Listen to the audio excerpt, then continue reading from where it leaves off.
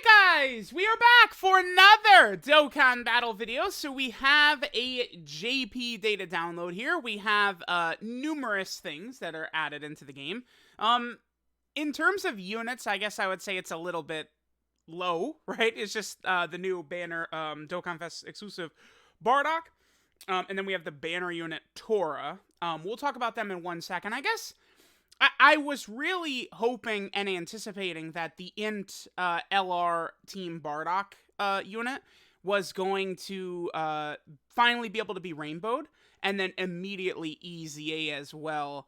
I feel like if that was the case, though, they probably would have been in this data download. There's a very good chance. We should get celebration info later on today. I believe we'll get celebration info at 11 a.m., the typical time, but we might not. We might not get celebration info until the 30th, actually. It's possible. Because notice, Bardock releases on Halloween. Bardock is the Halloween DOKKANFEST exclusive character. Now, unfortunately, I probably would say Bardock is like the worst Halloween unit, potentially. Because Physical Super Vegito was incredibly busted on release. So was AGL Metal Cooler. I'm sure a lot of people weren't around from back then. AGL Metal Cooler was insane on release. He was ridiculous. STR Cooler is definitely the strongest of all of these characters. So on release, oh yeah, STR Cooler was God. He was so far ahead of everything. Super Saiyan 4 Gogeta was very strong on release. I think he's still runnable at points, which, you know, it's 2 years since he came out. So that's definitely good for Super Saiyan 4 Gogeta. And then there's also AGL Trunks last year. Now, AGL Trunks was definitely very strong on release, probably better than this Bardock for sure. But the problem with AGL Trunks is that he came out just before massive 7th anniversary power creep. Now, how this Bardock is going to fare, to me, depends upon what the next content is going to be. Because this Bardock, like, people will say, oh my god, he could do a 10 million damage guaranteed crit. And he's got 800k defense, which is, like, fine. I mean, he'll die in one hit to the big-time bosses, which is what you... This character that Bardock is, these are the characters that we really want to be able to take the hits from Salmax and the Metal Cooler Core and shit like that, right? Gamma 1 can. Gamma 1 was the last DOKKANFEST exclusive, him and Gamma 2, which on JP, they came out 8 days ago at this point, right? So we do want to keep that in mind. But the thing is there going to be a big power creep jump in a couple of months? Because remember, the 8th anniversary on JP is in January. It is right around the corner. This is why AGL Trunks, again, did not really have time to sort of spread his wings and be a great unit. He just quickly got wiped away by the anniversary. Now, I don't think power creep will be as big with the 8th anniversary as was with the 7th anniversary. The big change is 200% leader skills. Now you get the smartasses who say, it's only they're pushing the glasses up, right? The little emoji. I want to put up the one, I love that became a meme, the little, like, smiley face with the glasses, but it's like, it's only a 13% buff to stats. Who cares, dude? It's obvious! They dropped the 200% leader skills. You could take a 200% team into any event in the game and effortlessly win without even trying. Auto win. You just do full auto, you destroy all this. Except for, like, Red Zone and Salmax, right? Like, those are what the 200% leader skills are for. They created these 200% leader skills, and then that's what the big jump in event difficulty was for the 200% leader skills. I don't think we're going to get, like, an upgraded leader meta upcoming in the 8th anniversary, right? Like, I don't think there's going to be any sort of change or anything like that. So because of that, I think Bardock will certainly get a bit worse when the 8th anniversary hits. I don't think it's going to be like last year, though, where units are just going to get completely wiped from relevance, right, once the 8th anniversary power creep hits. I don't think that's going to happen as significant this year. I think last year was kind of a special exception, right?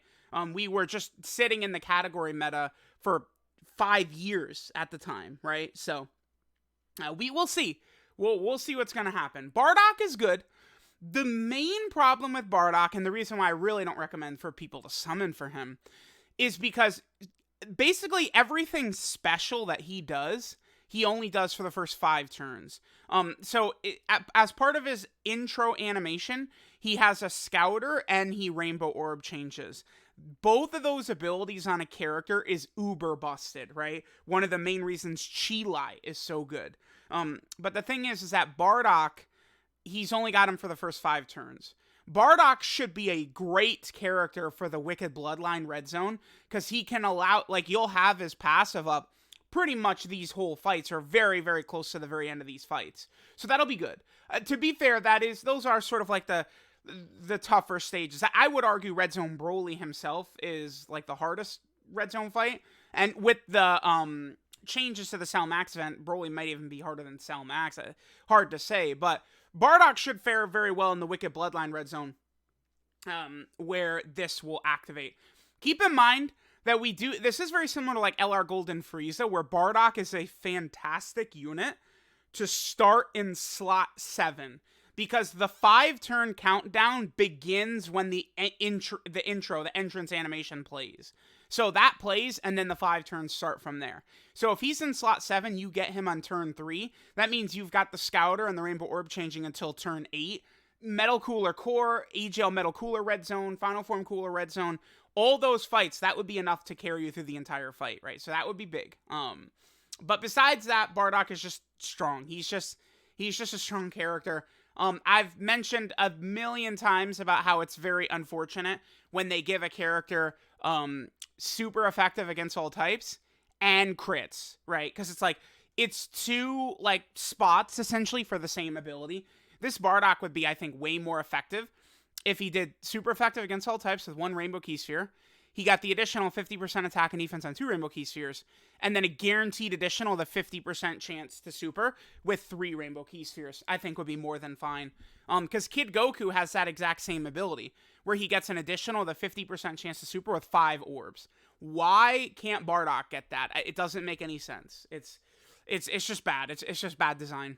This is one of the things that hurts LR Tech Gogeta, too, is that he has both super effective against all types and crit. You don't need both. One or the other is fine, right? You know, give them additionals and super effective against all types. Give them additionals and crits. And another thing, too, is Bardock's active skill is really good, because especially if you're running Bardock's team, all you need is one other Team Bardock ally, and you could do it on turn 3. That's really strong, dude. That's very, very good. And he does guaranteed crits for the turn. But it's like, it just feels a bit wasted because he already does guaranteed crits here. That's what I'm saying. Like, if this was a guaranteed additional instead, you could do the active skill turn, he'd do massive damage, then he could triple crit, and he would just be a god on that turn. He still could be very good, but it's only a double super. You will notice a huge difference in the performance of characters that have built-in additionals and characters who do not. And unfortunately, Bardock does not have built-in additionals. And the best things he's doing, his Scouter and his Rainbow Orb changing, it's only 5 turns. Difficult content right now is geared more so later than that, right? You know, some of these, like, you know, Metal Cooler Core and stuff like that certainly can be very fast fights since they're only 2 phases, but it's not, like, in 2021, all the tough content was Extreme Super Battle Road stages, turn 1, and then the God event, turn 1, right? Whereas this year, it's not really the same thing like that. So that's unfortunate. We have Tora here. Tora is, I think, a solid character. I think a little bit of a worse Jason Birder is what this unit is. This unit will do more damage, I think, at the cost of being a little bit worse defensively. You guys know how that's going to go. I would take Birder and Jace over this character. They're okay. This unit, right? One of the big things is they do get this 10% chance to crit, dodge, and they get damage reduction per Team Bardock category ally in the same turn, but, I mean, this is a dreadful category. The fact that they only dropped 2 characters here, this really should have been Bardock, a Tora and Fasha, and then a Borgos and Shugesh, all 3. Just these 2 together, it's not quite good enough, which is unfortunate. So we have that. There's those guys. We have missions. Wait, what is this? Oh, yeah. Okay. So, this event is going to be taken away and revamped, apparently, which is going to be good. This stage is getting a new stage added, where we'll be able to grind EX skill orbs for the free-to-play Ginyu Force units and the free-to-play Bardock characters, which is going to be really, really nice. I believe we can look, well, hold on, we're going to look at a bunch of them. Yeah, here we go. So yeah, like level 5 crit, level 5 additional, we're going to be able to get stuff like this for these characters. So that's going to be pretty good. Attack orbs, defense, Yeah, there's a bunch. Oh, it's just completely new orbs for both. Wow. Okay. Nice. Not bad. Not bad. That's pretty good. That we'll be able to get a bunch of EX orbs. It's just for the free to play Ginyu Force and Bardock members, but it's still, you know, gonna strengthen a little bit. We also have missions. Let's see what we have here. Oh, here we'll just go ahead and do this. Open this, and open this. All right, so let's see what we got here. So this is the same thing. Oh no, this is separate missions. So there's currently missions to finish these characters that end on Halloween on the 31st. And then there's these missions that begin on Halloween. So you can double dip. If you get all of the free-to-play Ginyu Force and Team Bardock characters done before Halloween, you'll get extra rewards, right? They have missions for get it done before Halloween, and then these missions start on Halloween. So that's cool. I do like that. Okay, cool. What is this? This is... Wait. I don't know. This is... Wait. Vegeta Kid? I'm not really too sure what these are right here. Okay, it's just... Get these Super Strike characters, the SA-20. Okay. This is just... Dokkan has had, like, these, like, strengthening campaigns. I guess they want to make sure people have been grinding up the free-to-play characters. Looks like if you have Super Strike Mighty Mask, Super Strike Android 16, Super Strike Kid Vegeta, and then Super Strike STR Trunks, if you have them, I guess, fully EZA'd SA-20, you get 3 stones each. That's interesting. And so they're really trying to incentivize players to do these free-to-play grinds. Okay. I mean, these are pretty easy to get done. I feel like this is a fine reward. 3 stones each just for grinding easy to grind characters.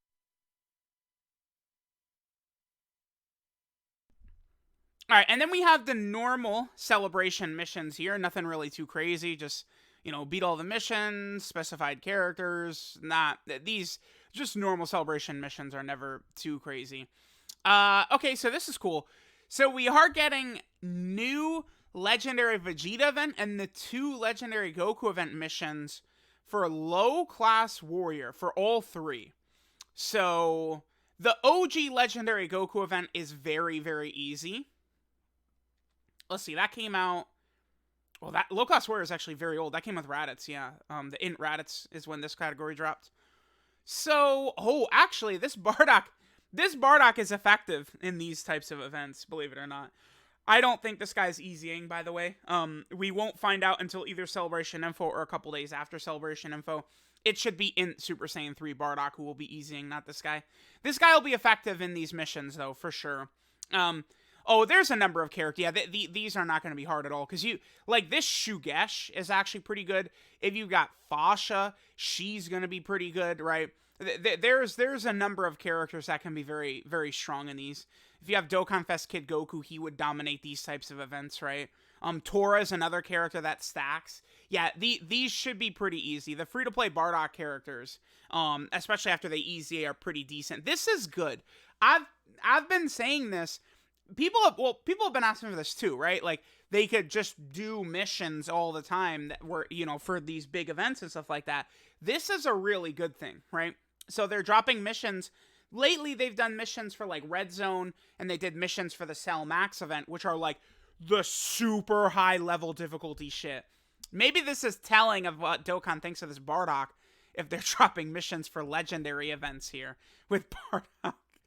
I mean, you could probably beat Cell Max. If they added low-class warrior, like, getting the extra damage buff against Cell Max, you would be able to do the low-class warrior team against Cell Max as well. That damage buff is just, it's substantial, right? Very interesting. Okay. Yeah, I love this. I do love that we're getting more missions like this. Every single celebration should have missions of this type. This is content right here. 5 tickets, 5 stones. I like that. That's good. Clear stage 64 of Super Battle Road. So there's gonna be a new Super Battle Road stage. I don't know. Does Power Absorption have one? Let me quickly double check, because the last stage, I believe, was Battle of Wits. Challenge. I think the last stage was Battle Wits, so I'm going to say Power Absorption would be it. Or did Power Absorption already have one and my brain is fried? Let me see. I bet you it'll be Power Absorption. Yeah, probably. Okay. That's just my guess. Since this is STR Vegito's category, and then Buhan came out with him, and he led Power Absorption. So that's probably my guess, is it's a Power Absorption category. But we will see, right? So let me know what you guys think of the JP data download. Really not too much here. Not really so much of a big deal, though, because, you know, we just came off Kid Goku and the Gammas, who are phenomenal. I think there is going to be an LR in November at some point. I think JP can expect... BARDOCK drops on Halloween, right? I think that there probably will be an LR on JP between, like, the 10th to the 15th. I expect Heroes to be the next week, and then a Dokkan Fest the last day. So, like, JP is going to get a Dokkan Fest here. Maybe Heroes will be, like, in this range right here, and then potentially an LR right here. That's sort of what I'm thinking we're going to see here on JP. There is going to be an LR in November. It might be tied to BARDOCK or might not. People keep saying, isn't Part 2 Heroes? Well, no. It's going to overlap with whatever else is going on at the same time, right? JP always has one LR time slot between October and November. The last 2 years, they dropped in October. 3 years ago, God Goku dropped in November. But keep in mind, God Goku came out, like, right after STR Cooler, and they had nothing to do with each other. So we could get an LR Pod Frieza, or we could get some random LR, right? Very possible, either way. So, let me know what you guys think. Thanks for watching, and I'll catch you guys next time.